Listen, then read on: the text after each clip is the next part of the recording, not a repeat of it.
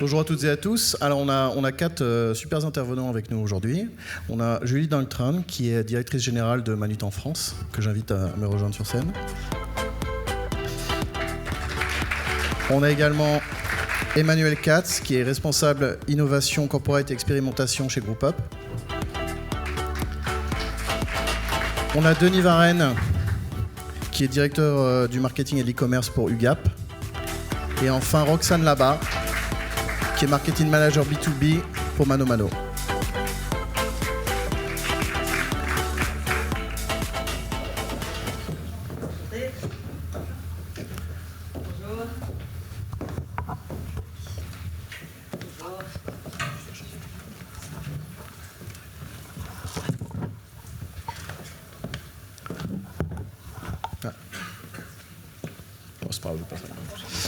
Alors, on va peut-être commencer par une présentation en 2 mots des entreprises de chacun et chacune, si vous voulez bien. On va commencer par Emmanuel. Bonjour à toutes et à tous. Donc, moi, je représente le groupe Up. Alors, le groupe Up, vous le connaissez certainement, mais peut-être pas sous ce nom-là. On est présent depuis plus de 55 ans dans tout ce qui permet aux entreprises d'engager et de fidéliser les collaborateurs et d'entretenir une meilleure qualité de vie au quotidien. Et on est notamment émetteur du chèque déjeuner en France, donc celui-là, vous devez le connaître, et d'autres types de services similaires. On est à peu près 3500 dans le monde et présent dans 19 pays. Voilà. Merci. Bonjour à toutes et à tous. Je représente l'UGAP. L'UGAP est une centrale d'achat public, un établissement public, industriel et commercial, qui répond exclusivement à une catégorie d'acheteurs qui sont des acheteurs publics et qui donc, selon le Code des marchés publics, doivent acheter par appel d'offres.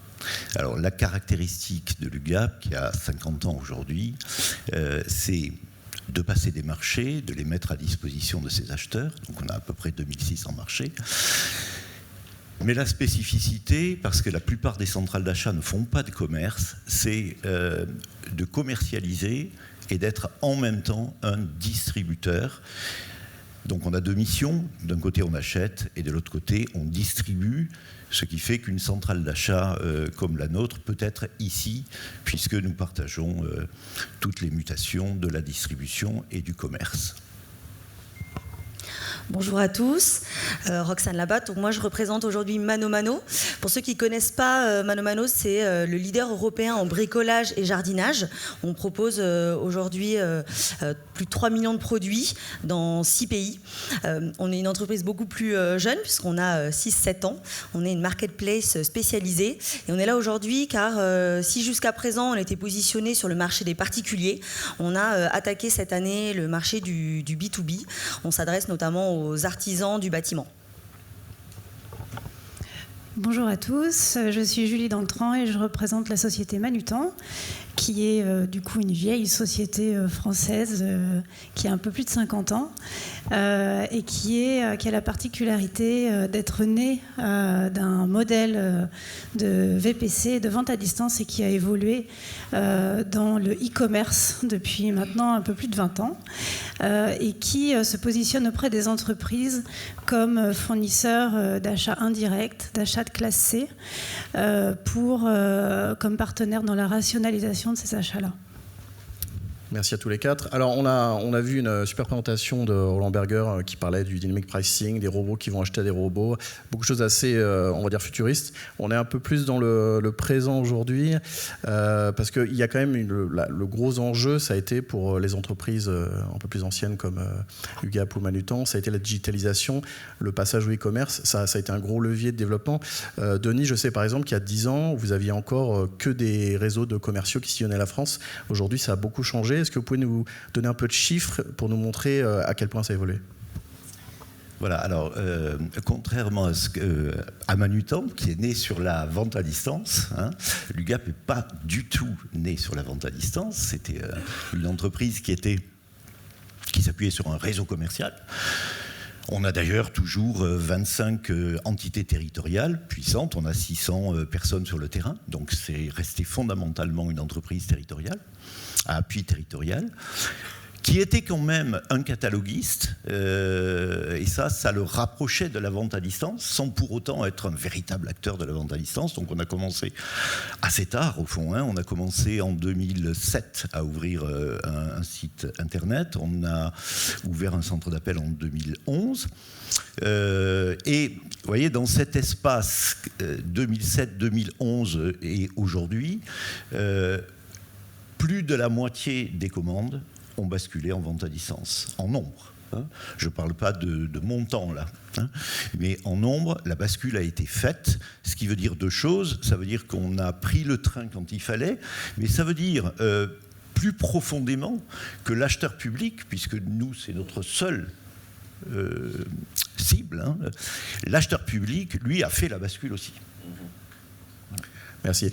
Emmanuel, vous aussi, vous avez eu un changement dans le sens où, auparavant, vous aviez que des titres papier hein, qui étaient émis, les chèques déjeuner et les chèques cadoc et tout ça. Et aujourd'hui, ça a été digitalisé et ça vous a permis d'avoir une meilleure compréhension, une meilleure connaissance de vos clients. Oui, alors nous, la grande bascule effectivement liée à la digitalisation, ça a été l'émergence du C dans le B2B, en fait, puisqu'on est un acteur initialement du B2B, et de façon presque brutale, je dirais, en tout cas très très rapide, on a vu arriver environ 30 clients nouveaux, les utilisateurs de nos solutions, pour un client traditionnel, une entreprise. Donc en quelques années, on a une augmentation d'un facteur 30 dans le nombre de contacts, hein, d'interlocuteurs que l'on a au quotidien. C'est colossal, c'est la révolution, c'est ce qu'on voit dans les startups en général. En tout cas, c'est moins ce qu'on voit dans les entreprises traditionnelles comme nous. Et ça nous a obligés effectivement à nous remettre en question très très vite, et notamment à essayer de bien comprendre ce que c'est que l'expérience client, parce qu'on l'a dit tout à l'heure, en B2B, maintenant, on a des attentes similaires à celles qu'on connaît en tant que client particulier. Donc très vite, on a effectivement été obligé de sensibiliser toute l'entreprise et tous les collaborateurs, quelle que soit leur fonction, à ce que c'est que l'expérience client dans un monde digital aujourd'hui, pour leur faire comprendre qu'effectivement, quel que soit le canal de distribution, quel que soit le canal de contact, c'est toujours un client auquel on doit avoir pour lequel on doit avoir un discours, une attitude similaire et constante. Et ça a commencé par là. Et ça a été également, je crois, un facteur d'accélération pour nous, pour finalement proposer à nos clients entreprises et à nos clients commerçants, parce qu'on a aussi des clients qui sont les commerçants qui acceptent nos titres, des parcours et des propositions qui sont plus en adéquation avec les parcours qu'on connaît en B2C. Donc l'émergence du client final dans le B2B, pour nous, ça a été vraiment très, très, très important, effectivement. Julie, c'est pareil pour Manutan, le passage de l'expérience client en mode B2C, ça a été un gros enjeu? En fait, pour nous, l'histoire est un petit peu différente parce que Manutan, déjà, a toujours été assez innovant, puisque le e-commerce pour Manutan, ça a commencé dès le début, dans les années 2000, avec la mise en ligne d'un site marchand très rapidement, dès que ça a été possible.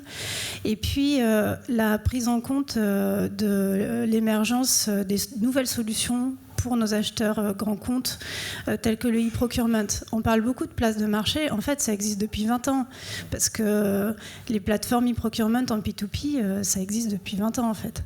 Donc, il y a des nouveaux modèles de places de marché qui émergent aujourd'hui, mais Manutan a, dès le début, en fait, embrassé ces changements-là, a fait des partenariats avec toutes les places de marché existantes, alors Ariba, Coupa pour nommer les deux plus connus, mais il y en a beaucoup d'autres avec lesquels on travaille, avec l'approche de se dire, en fait, c'est nos clients qui choisissent quelle place de marché ils prennent, et nous, en fait, on doit s'adapter. Donc, on a développé vraiment des compatibilités avec toutes ces places de marché-là, et aujourd'hui, on est capable de se connecter à n'importe laquelle, et ça fait très longtemps qu'on le fait. Après, c'est vrai que les besoins de nos clients évoluent avec les nouvelles technologies, et notamment avec l'élargissement des gammes et le fait qu'on a besoin de proposer de plus en plus de produits. Et notamment, ce qui est important aujourd'hui, c'est d'allier, nous, de notre point de vue, cette profusion d'offres et l'attente de nos clients qui est quand même sur le produit. Parce que mine de rien, dans une entreprise, quand on achète des produits, on a besoin d'être sûr qu'elles respectent les normes de sécurité, qu'elles soient certifiées par le CHSCT en interne, que le client final qui va utiliser l'outil ou le matériel en fonction de son usage va être satisfait et avoir la qualité escomptée. Et donc aujourd'hui, notre enjeu, il est plutôt là-dessus. Il est plutôt de se dire comment on fait pour vraiment donner un contenu de qualité, une sélection d'offres de qualité, tout en élargissant dramatiquement notre offre, puisque c'est ce qu'on fait depuis plusieurs années maintenant, pour, si on veut vraiment rationaliser les achats de classe C, avoir l'offre la plus large possible, tout en ayant ce contrôle-là. Donc là, nous, notre innovation en ce moment, elle porte sur des sujets comme ça, d'intégration de beaucoup de produits et en même temps de contrôle. Donc il y a des technologies qui permettent de faire ça, mais c'est plutôt l'évolution qu'on voit actuellement dans les attentes de nos clients. Et puis sur le contrôle de l'offre, il y a aussi la nécessité de faire des vrais partenariats avec nos clients, parce que l'acheteur ou le directeur des achats à qui on parle, il veut toujours pouvoir contrôler ses dépenses. Il veut toujours pouvoir exclure certains produits parce qu'il va avoir d'autres contrats avec d'autres partenaires sur certains produits. Et il veut toujours avoir cette visibilité-là. Donc là, on va vers la mise en place de solutions de contrôle, entre guillemets, ou en tout cas de pilotage de l'activité pour l'acheteur. Merci, on va y revenir. Roxane, pour ManoMano, c'est un peu différent parce que en fait, c'est une plateforme B2C, enfin c'est une marketplace B2C qui va vers le B2B. Donc c'est un peu le chemin inverse des acteurs traditionnels du B2B qui se sont modernisés. Ça a été un challenge un peu quand même de ce passage, c'était pas forcément évident? Alors complètement, ça a été un beau challenge, mais en même temps, c'était une vraie stratégie de groupe, de ManoMano. Il faut savoir, donc nous, on était effectivement positionnés sur le B2C. Le bricolage et le jardinage, c'est un marché qui représente 200 milliards. Et en fait, on a vu le B2B comme un levier de croissance énorme, puisque c'était un autre marché à côté en fait du marché particulier qui représentait aussi 200 milliards en Europe. Donc évidemment on s'est dit il y a quelque chose à faire là-dessus, d'autant plus que, et on en parlait tout à l'heure, la digitalisation de l'e-commerce sur la construction était encore assez faible, de 5%. Et on s'est dit qu'on avait quelque chose, nous, quelque chose à faire en fait sur ce marché. Une fois qu'on se dit qu'on veut basculer sur le B2B, c'est la première étape, mais le chemin n'est pas du tout fini, puisqu'effectivement, il faut recruter des équipes qui connaissent quand même ce marché du B2B qui est assez spécifique, sur lequel l'expérience client et les attentes clients sont un peu différentes de ce qu'on peut avoir sur les particuliers, notamment au niveau des services, on en a parlé tout à l'heure, mais aussi au niveau des prix. Et notamment la visibilité des prix qui n'est pas forcément la même que ce qu'on a sur le B2C. Donc effectivement, ça a été un chemin assez long. On a lancé ManoMano Pro en mars dernier. Ce qui est intéressant, et là nous on a innové effectivement, c'est que contrairement à d'autres marketplaces qui pour se lancer sur le B2B ont séparé en fait les plateformes, nous on a décidé de prendre un autre paradigme et en fait de créer une expérience différente pour le pro sur la même plateforme. Donc en fait on reste sur ManoMano et lorsqu'on est un client professionnel, on se connecte avec un SIRET et là on a une expérience particulière sur le site. Pourquoi ça ? La stratégie de ManoMano, c'était vraiment d'intégrer le client professionnel comme un client global. Et on ne voulait pas séparer ces plateformes-là, déjà pour continuer de bénéficier des évolutions du site, des évolutions techniques du site B2C, et donc pas créer en fait un décalage entre les technos, mais aussi bien sûr pour bénéficier de toute l'acquisition qu'on avait déjà aujourd'hui sur ManoMano, puisqu'historiquement il y avait déjà des pros qui venaient acheter sur ManoMano qui était fait pour des particuliers. Et l'enjeu, c'était de migrer justement ces clients-là, qui sont des petits pros du bâtiment, des plombiers, des électriciens qui travaillent seuls, sur la plateforme pro et de leur proposer une expérience particulière. Moi, je voudrais juste réagir à ça parce que je pense qu'il y a une grande différence. C'est que vos clients, ils savent les produits qu'ils ont besoin d'acheter et ils sont assez experts dans leur domaine. Quand on se parle de grands comptes, on va avoir les directeurs des achats qui vont avoir la problématique d'avoir une visibilité sur leurs dépenses et de déployer un contrat. Et après, les commandes, elles sont passées par d'autres personnes, souvent des approvisionneurs, qui sont encore des personnes différentes, des personnes qui utilisent les produits. Voilà, donc je pense que dans cet univers B2B, la complexité, elle est vraiment de comprendre la structure de chacune des cibles de clients et d'avoir une offre qui soit adaptée. Il n'y a pas une réponse, en fait. La segmentation est vraiment au cœur des développements effectivement de ces plateformes-là, puisqu'en fonction des tailles d'entreprise, les besoins ne vont pas être les mêmes. Et complètement. Nous, aujourd'hui, le client type B2B, c'est un petit artisan du bâtiment, donc qui gère à la fois ses achats, sa partie commerciale, ses chantiers. Voilà, il est tout seul et lui, ce qu'il veut, c'est gagner du temps. Exactement. Il passe ses achats le soir. Et donc, bien sûr, Internet lui permet de pouvoir continuer en fait, à passer commande, même lorsque les magasins sont fermés. D'où la transition.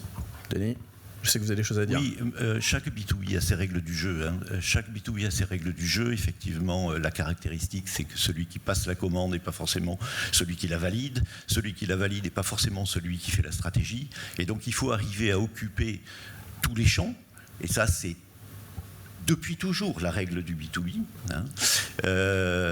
avec une particularité dans le monde public, c'est que le monde public, il est extrêmement convoité aujourd'hui. C'est 89 milliards d'euros. Il y en a à peu près 44 qui sont sur ce qu'on peut pratiquer, nous tous, c'est-à-dire hors construction bâtiment. Et au fond, les règles du jeu sont identiques pour tous ceux qui opèrent sur ce marché. Il faut passer des appels publics, des appels d'offres. Mais en même temps, on voit bien qu'il y a une différence énorme entre la très grande entité publique, là, qui est structurée, qui a des services achats et qui, elle, veut qu'un opérateur lui permettre de déléguer ses achats à tous les niveaux de validation. Bon, c'est les fameux workflows qui vont être adaptés à chaque type de marché. Le marché public a ses propres workflows. Et puis, on a la toute petite entité qui, elle, n'a pas de service achat et qui a absolument besoin de pouvoir trouver une externalisation. C'est ce qui fait, nous, notre croissance. Au fond, l'acheteur public, aujourd'hui, il est marqué par 3 évolutions. Il y a une évolution dont on a parlé et dont la conférence au départ parlait très bien. C'est ce qu'on sait tous, ce B2B2C. Le fait que, au fond, dans la tête d'un acheteur public, même s'il est hyper spécialisé, il y a cette évolution de tout citoyen vers des sites qui sont plus du tout des sites d'e-procurement basiques, mais qui sont une expérience client tout à fait proche du B2C. Il y a un deuxième phénomène, et j'étais au Congrès des maires la semaine dernière, on voit bien que les acheteurs publics, tous, qu'ils soient petits ou grands, ont une préoccupation majeure qui est d'être dans les règles de l'achat public. Voilà. Et nous, finalement, ce qu'on vend, c'est à la fois des produits, des services, mais on vend de l'achat public. Notre package, c'est que dans le produit, il y a le marché inclus. Et dans un monde de suspicion très fort, cette sécurité est absolument indispensable pour un acheteur public. Et puis la troisième évolution, c'est, et ça on le trouve partout, mais très particulièrement dans le monde public, cette volonté d'avoir des statistiques très claires sur quel est mon taux de RSE dans ce que j'achète, quel est mon taux d'éco-responsabilité dans ce que j'achète. Voilà, ça c'est fondamental parce qu'un acheteur public manie l'argent qui est le nôtre, qui est l'argent de nos impôts, et il doit le restituer à sa collectivité avec de la valeur ajoutée. Et la valeur ajoutée, pour nous, elle est là. Donc si vous cochez sécurité juridique, si vous cochez digitalisation et si vous cochez politique publique, vous faites une croissance sur ce marché d'environ 20%. Ce qu'on fait. Ouais. Julie, c'est ce que vous disiez aussi chez Manutan, vous misez beaucoup sur le côté éco-responsable, tout ça pour vous différencier. En fait, je pense que, moi j'ai l'intime conviction que ça devient absolument indispensable.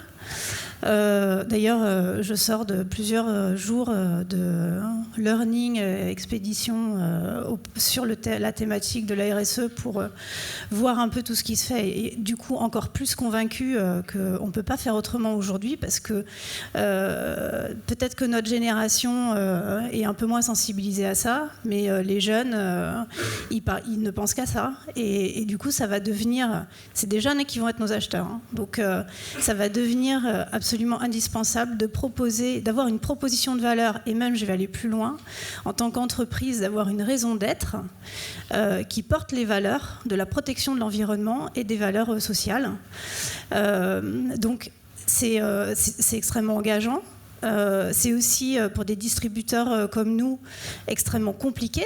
Parce qu'on a des milliers de fournisseurs nous-mêmes et que si on veut pouvoir donner l'indice de réparabilité de tous nos produits, ça veut dire qu'il faut que tous nos fournisseurs les donnent et qu'on soit capable de les communiquer en ligne ou via nos forces de vente ou via nos conseillers, parce que ça c'est un aspect dont on n'a pas trop parlé parce qu'on parle beaucoup innovation, mais chez Manutan on est très convaincu que l'innovation elle est là pour digitaliser les transactions, gagner en efficience, faire en sorte qu'on soit tous collectivement plus efficaces et faire des économies, mais la relation humaine dans le commerce reste la clé du succès et en particulier dans le B2B.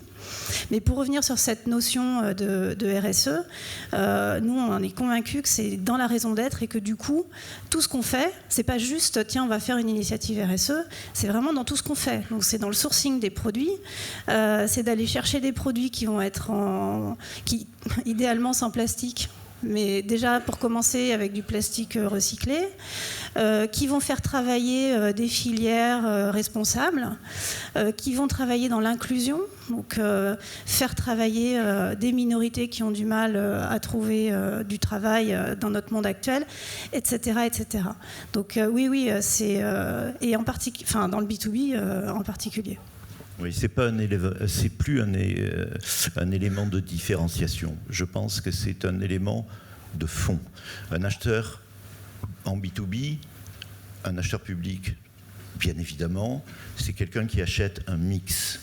Et dans ce mix, il y a évidemment le mix économique, mais il y a, parce qu'il achète pour d'autres, voire parce qu'il achète pour la société, il y a forcément un mix qui est sociétal. Ça, pour nous, c'est fondamental et c'est à la référence que ça se joue. On en est convaincu. On peut avoir 50%, 80% de PME, 50% de produits éco-responsables. C'est très bien, ces données. Ce sont des données de politique générale. Mais si on veut véritablement aider l'acheteur public, au-delà des statistiques qu'on peut lui restituer sur la part de chacune de ces politiques publiques, si on veut que son acte, quand il appuie sur le bouton, quand il commande en ligne ou dans un réseau ou sur un centre d'appel, qu'il connaisse la valeur sociétale de l'achat. Alors ça ne se fait pas sans un mix économique extrêmement combattu tous les jours. Mais pour moi, c'est, en tout cas sur notre marché, c'est de toute manière ce qu'un acheteur public aurait mis dans ses appels d'offres s'il les avait passés. Donc nous devons de lui restituer ça. Voilà. Et quant à la relation humaine, elle est fondamentale aussi. Ça, on va passer, comme beaucoup, au chatbot. Très bien, tout ça c'est très important, mais la relation humaine reste fondamentale quand on est dans un multicanal. Emmanuel, la connaissance justement, la relation humaine, la connaissance de vos clients, parce que vous avez plusieurs types de clients, du coup, c'est quelque chose qui a été aussi déterminant pour Groupe Up ? Oui, alors avant de passer à la connaissance de nos clients, je voulais juste rebondir sur ces sujets-là au niveau de l'engagement sociétal et de la responsabilité sociale et environnementale. Ça me fait plaisir d'entendre vos témoignages. Nous, au niveau du groupe Up, depuis 55 ans, on est une coopérative et on est une coopérative de salariés. Donc cet engagement-là, on le porte intrinsèquement depuis le départ, au quotidien, dans notre organisation, dans notre gouvernance. Ce que ça veut dire une coopérative de salariés, grosso modo, ça veut dire que le groupe Up, il appartient uniquement à ses salariés. Donc, moi, j'ai 2 casquettes. J'ai une casquette responsable innovation au niveau du groupe, ça c'est mon job. Et puis, j'ai une casquette sociétaire, actionnaire de l'entreprise. Ça, c'est mon autre mission dans l'entreprise. Et donc, chaque collaborateur est investi au niveau de la gouvernance de l'entreprise. Et c'est une façon, effectivement, très responsable et très engageante au niveau social, au niveau du groupe, pour avoir une action dans la durée. Donc la mission chez nous, elle est vraiment sociale, environnementale. De fait, on est émetteur de services, donc on a des contraintes qui sont moins lourdes, mais qui existent et auxquelles on prête attention. Et on s'est engagé depuis parmi les premiers à publier un rapport RSE, alors qu'on n'avait aucune obligation de le faire parce qu'on n'a pas les contraintes réglementaires qui nous y obligent. Donc c'était pour rebondir sur ces éléments-là. Je crois que c'est effectivement, on sent que de plus en plus, c'est une attente qui est réelle chez nos clients et chez nos collaborateurs. Ouais. Et d'ailleurs, pour rebondir là-dessus et le relier à l'innovation, en fait, on a besoin d'énormément d'innovation pour répondre à ces problématiques-là, finalement. Parce que si je prends un exemple qu'on a mis en place chez nous, en fait, on a mis en place une application donc, qui est digitale, qu'on a développée en interne avec la méthodologie de notre lab digital. Donc en écoutant nos clients et en leur proposant une solution puis en faisant plusieurs itérations. Cette application, en fait, ce qu'elle fait, c'est qu'elle analyse les achats de nos clients à partir de leur consommation passée. On les compare aussi à la connaissance qu'on a du marché en faisant un benchmark par rapport au secteur en question. Et on va arriver avec des propositions de rationalisation. Et là, on est dans l'acheter moins. Parce que, en fait, ça aussi, va falloir accepter de vendre moins. Si on veut être vraiment RSE et vraiment fidèle à nos valeurs, je ne sais pas si vous avez vu toutes les réactions anti-Black Friday cette semaine, mais c'est assez révélateur. C'est nouveau. L'année dernière, à part la Camif, tout le monde a fait le Black Friday. Et donc, du coup, on arrive avec des propositions d'acheter mieux, d'acheter moins, des propositions de livrer moins souvent, puisqu'on va leur dire, regardez, tel site, on l'a livré 9 fois par semaine sur les derniers mois. Comment on fait pour vous livrer moins fréquemment, tout en respectant vos besoins, parce qu'il y a aussi des besoins d'urgence souvent. Et on analyse chacun des axes comme ça pour apporter des solutions vraiment responsables. En fait, cette application, elle s'appelle Save Inside. Elle est dans les mains de nos commerciaux, donc c'est pas quelque chose qu'on met en self-service parce que c'est quand même aussi faut quand même réussir à l'analyser. Donc elle est dans les mains de nos commerciaux en mode conseil pour nos clients. Quand vous commencez à jouer un rôle sur un marché, nous on a 4 milliards d'activités. La réalité profonde, c'est qu'on vous délègue une part de la politique achat d'une entité ou d'une entité B2B. À partir du moment où on vous délègue et qu'au fond, les gens font faire au lieu de faire eux-mêmes, vous leur devez obligatoirement une restitution extrêmement forte, précise et si possible en avance sur ce qu'ils auraient fait eux-mêmes, pour qu'ils puissent concilier 2 choses. 1, l'externalisation. 2, en externalisant, je ne perds pas mon métier. Et au fond, je suis garanti que ce qu'on me restitue, c'est au moins aussi bien que ce que j'aurais fait moi-même dans tous ces domaines. Et donc la restitution, sous forme de statistiques, sous forme d'applications, sous forme d'informations au plus près du produit, est pour moi dans le B2B aujourd'hui fondamentale et tout aussi importante que l'innovation technique. Elle peut très bien se coupler d'ailleurs avec. Pour revenir sur, parce que le temps tourne et du coup on a pas mal dérivé, pour revenir un peu sur l'importance de la relation avec le client, Roxane, j'aurais bien voulu que vous nous parliez du rôle que ça a joué dans la mise en place de votre offre B2B, parce que je sais que ça a été un peu disrupteur. Alors c'était complètement central. Effectivement, chez Mano Mano, depuis 6 ans, on avait des conseillers qui qui discutaient beaucoup par chat et par mail, assez peu par téléphone sur la partie particulier. Quand on a commencé à travailler sur l'offre ManoMano Pro, il était bien sûr hors de question de ne pas avoir un contact humain directement par téléphone. Et donc ça a été un gros accélérateur pour nous. Effectivement, dès le lancement de ManoMano Pro, on a lancé une équipe de commerciaux ici en France, à Paris, dans nos locaux, qui sont des anciens, en plus, commerciaux, négoces, ou des anciens marketing, des anciennes personnes qui travaillaient chez nos fabricants. Et ça a vraiment été un très fort levier. On le voit, hein, aujourd'hui, on travaille beaucoup sur l'onboarding des clients lorsqu'ils arrivent sur la plateforme pour leur expliquer et les accompagner dans la découverte de ManoMano Pro, les rassurer aussi, ce qui est très important. Et ça, c'est vraiment une grosse spécificité qu'on a sur ManoMano Pro. C'est cette équipe commerciale qu'on appelle même nous des coachs digitaux. Donc, on est vraiment là pour accompagner l'artisan dans ses achats, jusqu'à même faire du do it for me, c'est-à-dire des commandes en fait à sa place. Emmanuel, on en revient à vos clients, à la connaissance de vos clients. Oui, alors nous, en tant qu'entreprise traditionnelle, le contact client, traditionnellement, il est direct. Donc les équipes de commerciaux, on est composé essentiellement d'équipes de commerciaux qui vont sur le terrain. Donc, mais je voulais apporter un témoignage au regard de ce qu'on disait. Ces clients, on les connaît depuis 55 ans et tout le monde est parfaitement persuadé de les connaître super bien. Et donc, ce qu'on fait, c'est qu'on envoie nos commerciaux en learning expédition sur le terrain pour redécouvrir les clients. On leur dit, en fait, vos clients, vous les voyez tous les jours, c'est vrai, mais en fait, vous ne voyez plus que le truc qui vous intéresse. Vous voyez ce que vous avez envie de voir. Vous voyez le besoin qui répond exactement au produit que vous avez envie de leur vendre. Mais vous ne voyez pas tout ce qu'il y a à côté. Et donc, on envoie régulièrement les commerciaux et les équipes marketing, d'ailleurs en binôme souvent, sur le terrain. On l'a fait récemment et on a un témoignage aussi intéressant là-dessus.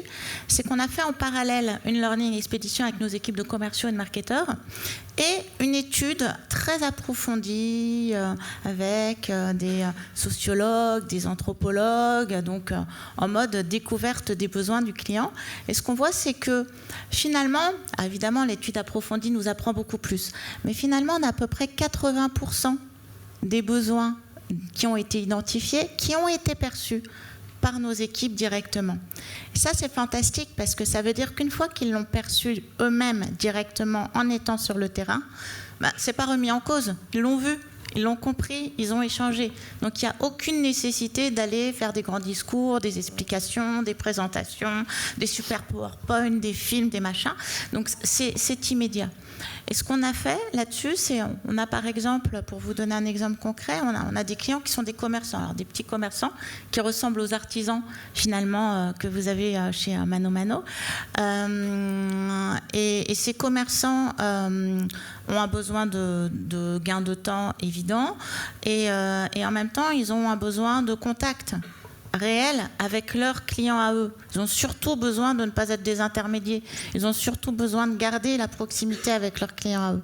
Donc on a pu bien identifier ces besoins-là et acquérir ensuite, prendre une participation dans une start-up que l'on a acquise par la suite, par exemple, qui propose des solutions qui vont dans ce sens. Donc cette présence sur le terrain, pour nous, c'est vraiment une expérience très intéressante qu'on reproduit maintenant de façon un petit peu systématique dans tous nos pays. Merci. J'aimerais qu'on parle aussi des nouveaux services parce que c'est quelque chose qui a été abordé et évidemment c'est un gros enjeu de la digitalisation, c'est l'extension des business models vers de nouvelles choses. Je sais que tout le monde a un peu mis en place des nouveaux services justement parce que les opportunités étaient là, c'est les nouveaux business. Est-ce qu'on peut, Julie, est-ce que vous pouvez commencer à nous en parler ? Alors sur les services, c'est un thème qui est assez large. On a commencé il y a plusieurs années avec de la gestion de stock et des distributeurs automatiques. Donc ça, c'est une forme d'innovation qui permet en fait déjà de contrôler les consommations, parce que quand on met des outils ou de la protection personnelle dans un distributeur automatique qui est ensuite approvisionner de façon individuelle et nominatif. Bizarrement, on a un petit peu moins de consommation. Plus le réapprovisionnement qui se fait automatiquement, ça fait gagner énormément en efficacité chez nos clients. Et puis petit à petit, en fait, on a développé des services qui nous permettent en fait d'offrir des solutions clés en main pour nos clients.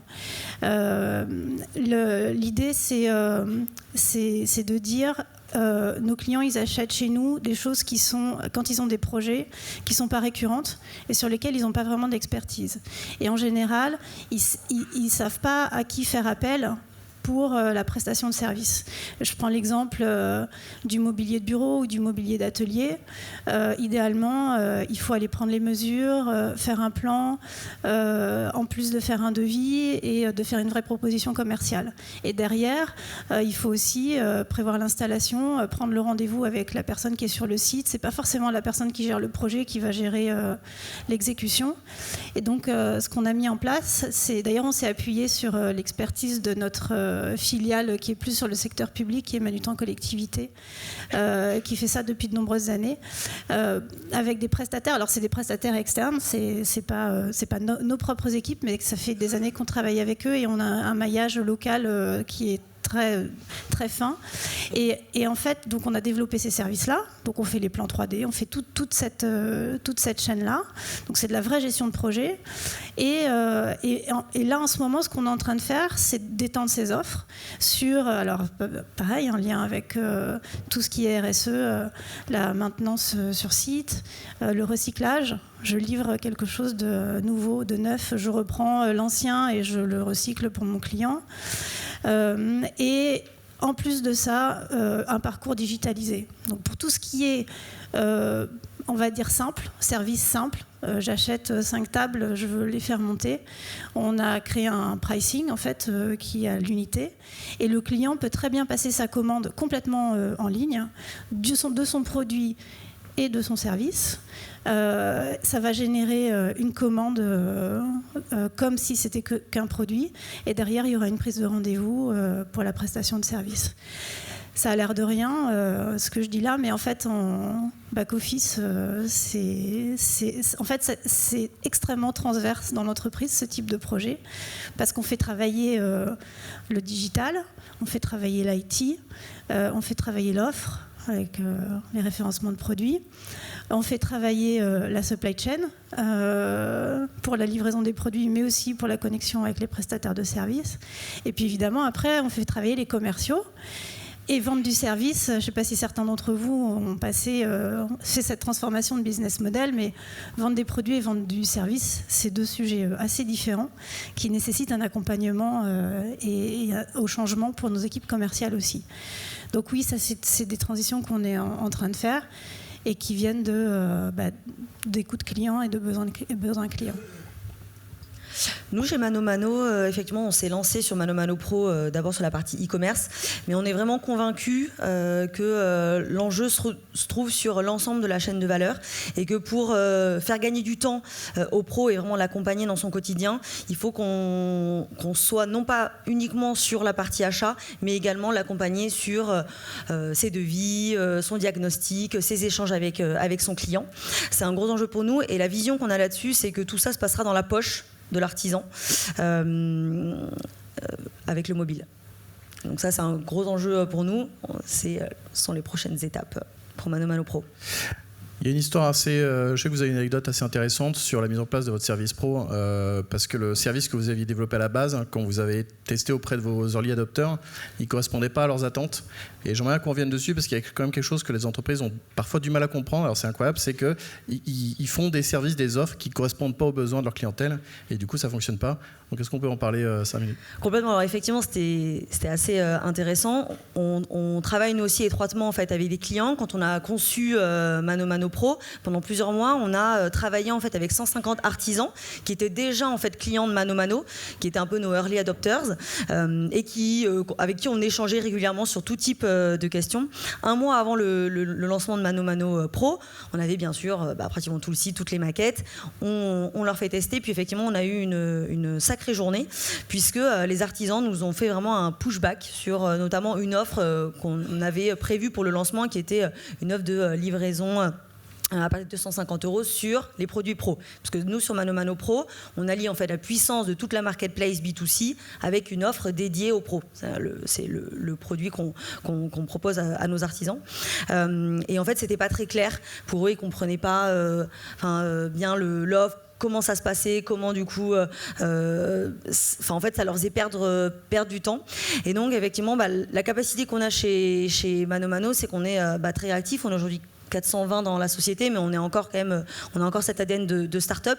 Donc tout de suite, en fait, on a réagi. C'était un mois et demi avant le lancement, donc on était quand même assez proche de la sortie, pour vous dire. On a mis des équipes de gros hacking sur le coup pour en fait nous aider à développer rapidement une autre offre qui pouvait en fait porter et accompagner le lancement de ManoMano Pro. Et notamment, on a mis en place le programme de fidélité, qui n'était pas prévu initialement pour le lancement, mais qu'on a développé très, très, très rapidement grâce à la réactivité des équipes et à ces équipes de growth pour pouvoir effectivement lancer ManoMano Pro sur un socle qui convenait aux artisans, même si on sait bien qu'on a lancé ManoMano Pro sur une brique qu'on appelle nous MVP, donc qui est une première brique. Ce qu'on voulait, c'était pouvoir sortir vite et ensuite itérer effectivement avec le client, et on est en plein dedans actuellement. Donc heureusement, effectivement, qu'on parle avec nos clients. Nous, on est très orienté data, mais c'est vraiment ce qui a constitué ManoMano Pro dès le début. C'est justement cet échange constant avec le client. Et donc, on a exactement le même point de vue que vous là-dessus, et c'est passionnant d'échanger avec eux. Ouais, comme on le voit, mais comme le disait Magali tout à l'heure, malgré les innovations technologiques, la relation avec le client, être à l'écoute du client et le conseil, comme on l'a abordé, ça reste quand même la base, il ne faut pas l'oublier. Emmanuel, vous, qu'est-ce que vous faites en nouveau service? Est-ce que vous avez aussi mis en place des nouvelles choses, justement en écoutant ce dont les commerçants avaient besoin, quels problèmes ils pouvaient avoir, vous essayez d'y répondre alors que ce n'est pas votre cœur de business en fait? Alors nous, on a 3 types de clients. Quand on parle de nos clients aujourd'hui, on a les clients, les entreprises, les collectivités qui vont chercher à fidéliser, animer leurs collaborateurs.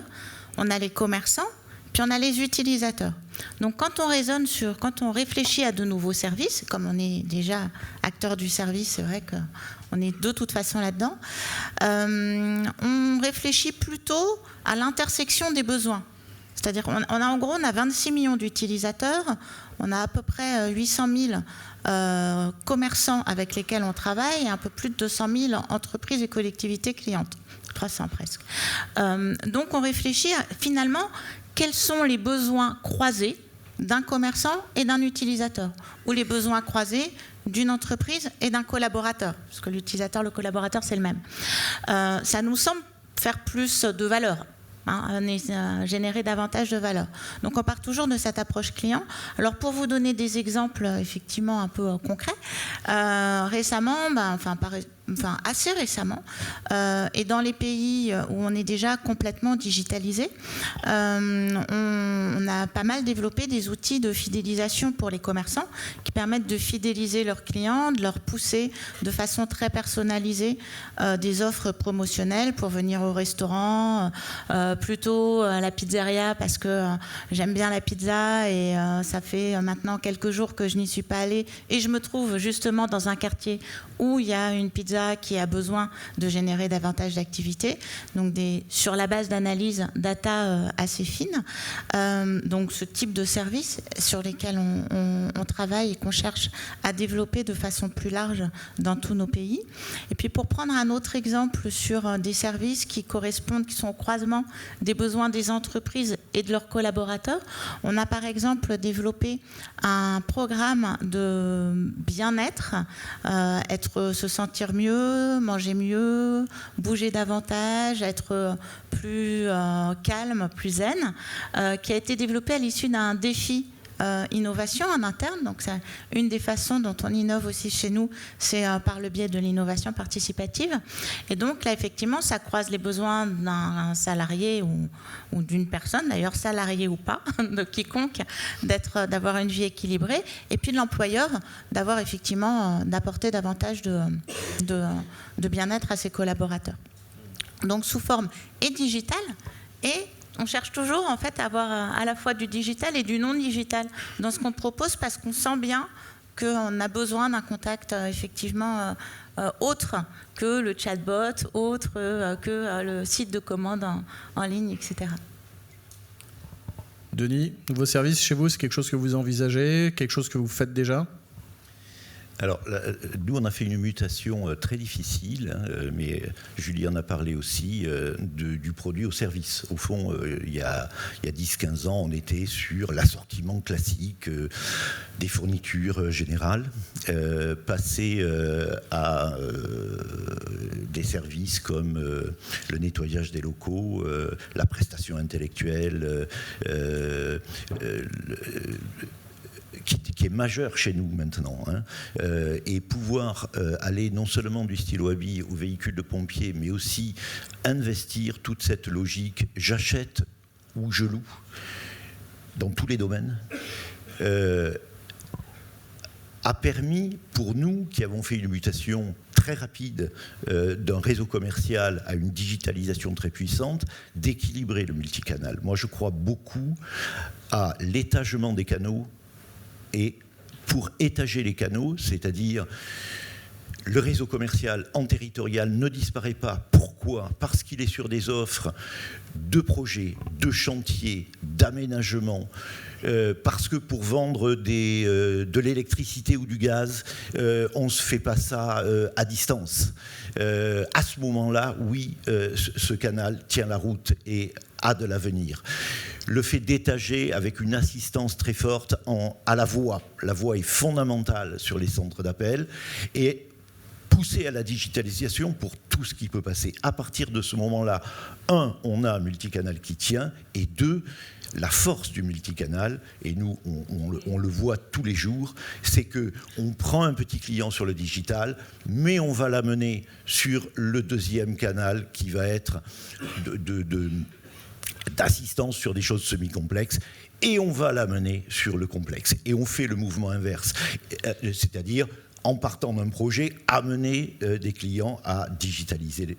Voilà. Et la force là de la croissance pour nous, fondamentalement, elle est sur ce jeu du multicanal. Vous prenez un petit client sur un panier très modeste et au bout de quelques années, vous voyez qu'il va accéder à des offres semi-complexes et vous allez le faire monter, pas forcément tous les ans, mais une fois tous les 3 ans, sur des offres plus complexes. Et donc vous avez une augmentation du panier très forte, une augmentation de la fréquence. Et moi, quand on arrive à étager par l'offre, et l'offre elle est fondamentale, hein, le fait de diversifier son offre, soit par l'innovation, soit par le passage au service, permet de maintenir un multicanal et d'éviter qu'un réseau commercial qui était il y a 15 ans sur du stylo ou sur du mobilier qui se vend aujourd'hui sur le web puisse continuer à apporter de la valeur ajoutée à ses clients. Voilà. Ça, j'y crois beaucoup. Merci. J'aimerais revenir un peu rapidement sur la fin, sur les structures d'innovation interne, parce que c'est quand même un sujet important. En fait, j'avais envie de rebondir sur le sujet, justement, parce qu'en fait, c'est même très en lien avec ce que vous venez de dire. Parce que finalement, ce qu'on cherche à faire aujourd'hui, c'est de faire la transition vers du conseil sur des produits qui peuvent être plus complexes. Parce qu'on n'a pas parlé de l'innovation dans les produits dans le B2B, mais les outils connectés, on est en train de transformer complètement certains métiers. Et pour accompagner la transformation de ces métiers-là, il faut du conseil. Et donc, nos forces de vente, mais même nos centres d'appel, chez Manutan en France, on a une centaine de personnes qui répondent au téléphone tous les jours. Hier, elles prenaient des commandes. Elles saisissaient des commandes au téléphone. Demain, ces personnes-là, elles saisiront plus de commandes. Et en fait, ce qu'on cherche à faire, c'est vraiment qu'elles saisissent plus de commandes, mais qu'elles, au contraire, elles aient du temps pour pouvoir conseiller les clients sur les produits, leur apporter des solutions et être capables de répondre à tous leurs besoins. On va aller vers de la spécialisation de ces personnes-là pour accompagner les clients. Ce que ça nécessite, c'est d'accélérer en fait la digitalisation de toutes nos transactions. Et donc, on a beaucoup d'initiatives chez Manutan sur ce sujet-là.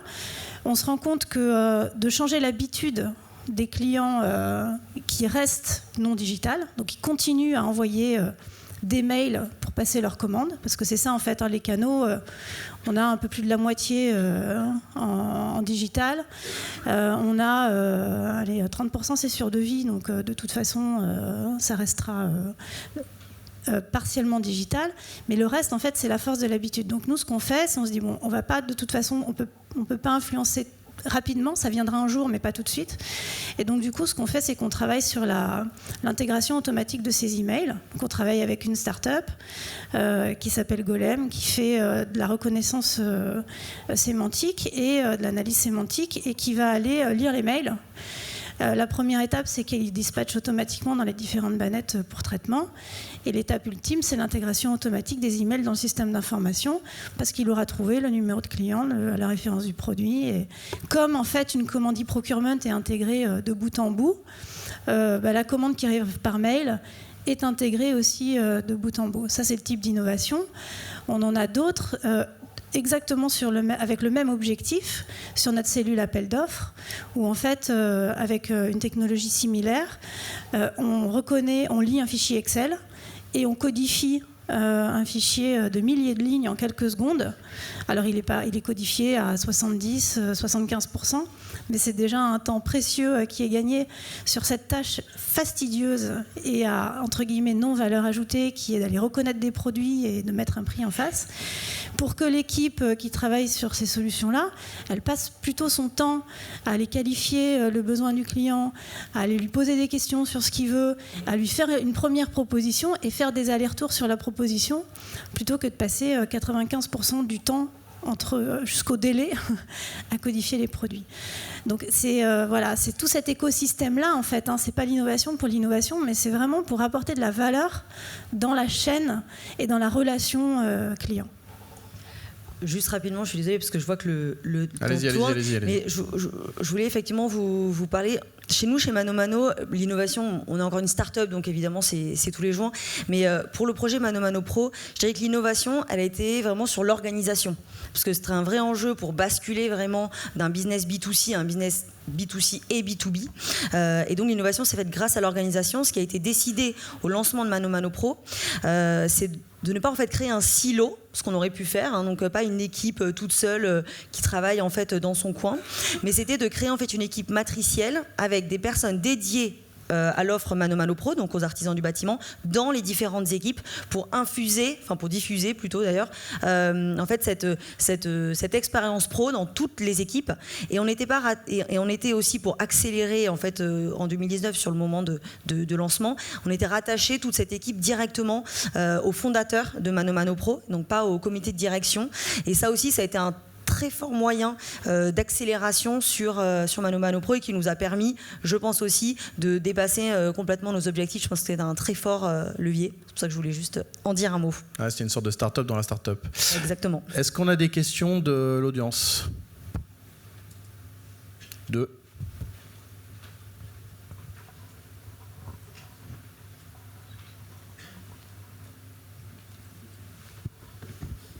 Merci beaucoup. Une question pour Madame Dang-Tran. On parle beaucoup d'extension de la gamme et de la nécessité de répondre avec une plus grande largeur de choix pour vos acheteurs. Comment vous faites pour que votre structure de coût reste sous contrôle et que le coût marginal de chaque nouveau produit ajouté à votre catalogue ne mette pas en danger votre rentabilité ? En fait, depuis assez longtemps, on a développé un modèle logistique de dropshipment avec nos fournisseurs.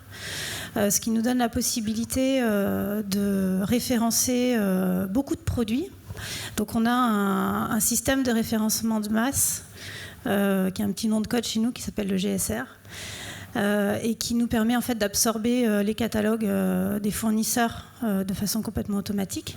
Ensuite, on a des technos pour enrichir le contenu. Et puis ensuite, on a quand même des e-merchandisers pour vérifier que le contenu est le bon et pour l'enrichir.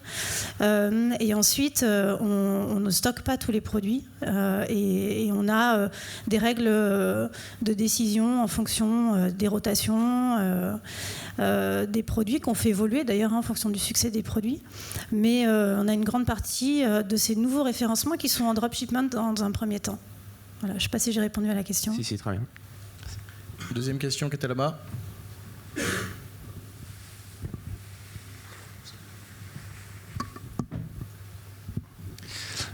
Bonjour, Jérôme Connac de Webel Payment Services. Ma question était pour Madame Labat de ManoMano. Dans votre secteur, les acheteurs professionnels attendent d'être livrés en 1 heure, voire 24 heures maximum, et de payer en compte. Comment vous gérez ces services, sachant que ce n'est pas ManoMano le vendeur, mais c'est des vendeurs tiers? Alors il y a effectivement plusieurs points là-dessus. Déjà sur ManoMano Pro, on s'est associé pour le lancement sur l'offre Pro à des fournisseurs professionnels. Donc il y avait déjà en fait des modes de livraison adaptés aux attentes des clients. Donc ça fait partie en fait de l'offre de ManoMano Pro. Même si aujourd'hui bien sûr 100% de nos produits ne sont pas livrés en 24 heures, puisqu'on a 3 millions de produits, donc évidemment ce serait pas possible. Mais par contre sur les top références des clients, on a 80% de nos 20 000 références ManoMano Pro, donc vraiment travailler avec nos fournisseurs pro, qui sont livrés en 24 heures. Ça c'est pour la livraison, effectivement c'est une grosse attente du client et on continue de travailler bien sûr sur cet axe-là. Et sur les modes de paiement, aujourd'hui effectivement on propose le mode de paiement carte bleue, PayPal également, et puis par virement. Mais on sait l'importance du paiement en compte, donc du paiement en différé pour les pros. Et ça fait partie des bonnes nouvelles de début d'année qu'on espère annoncer. Une dernière question.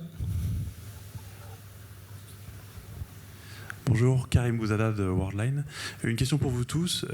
Quelles innovations vous avez mis en place pour optimiser vos encaissements, optimiser l'encaissement de factures clients? Une technologie toute simple qui est déjà la facture électronique, parce que ça permet de fluidifier complètement de bout en bout. Et après, alors je ne sais pas si c'était le sens de votre question, mais sur le respect des délais de paiement, il y a un facteur qui est extrêmement important, ce qui est tout bête, mais qui est la qualité de la donnée, la qualité de la base de données client. Et nous, on a beaucoup travaillé là-dessus sur cette dernière année, avec la mise en place d'un CMDM, d'un Customer Data Master Data Management, pour avoir une base de données client qui soit toujours propre, parce qu'en fait l'enjeu c'est d'avoir la bonne adresse de livraison, la bonne adresse de facturation, le bon email pour la relance. Voilà, donc ça fait partie des choses qu'on peut mettre en place. Je ne sais pas si ça répond à votre question. Les autres sinon? Nous, côté facturation, c'était aussi un gros enjeu pour le lancement de ManoMano Pro. La facturation existait déjà évidemment en version électronique sur ManoMano avant le lancement de ManoMano Pro. Ce qu'on a amélioré en fait sur ManoMano Pro, c'est l'accès en fait à ces factures et la disponibilité de la facture, peu importe le marchand, lorsqu'on est un client pro. Donc en fait, on a un système dans notre toolbox qui en fait demande à n'importe quel marchand, donc à la fois nos fournisseurs pro, mais aussi les fournisseurs B2C classiques, de charger directement au paiement la facture, enfin l'expédition, pardon, la facture du client sur son compte pro. Ça répond à votre question ou pas? Oui, ça répond à ma question. Je suis intéressé aussi par les réponses de l'UGAP et de Manutan, de Group Up ici. Je ne vais pas être très original. Donc, dématérialisation de la facture, quasi systématiquement. Et après, alors, oui, c'est fondamentalement l'optimisation permanente de la donnée et sa valorisation.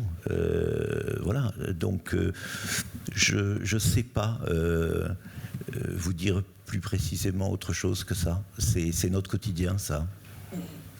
Emmanuel? Oui, alors nous, on a une particularité, c'est que pour l'essentiel de notre activité, on vend des solutions qui sont des titres prépayés. Donc, on a moins cette question d'accélération des délais de paiement. En revanche, on est très attentif à l'enrichissement des informations qu'on fait porter sur les factures, pour rebondir sur les factures. Et ça rejoint ce que vous disiez tout à l'heure en disant quels sont les compléments d'information qu'on peut apporter à nos clients sur la facture, qui est un mode de contact quand même récurrent, pour expliquer en quoi le service a été utile et ce qu'il a apporté. Merci à tous les quatre. Merci. Merci.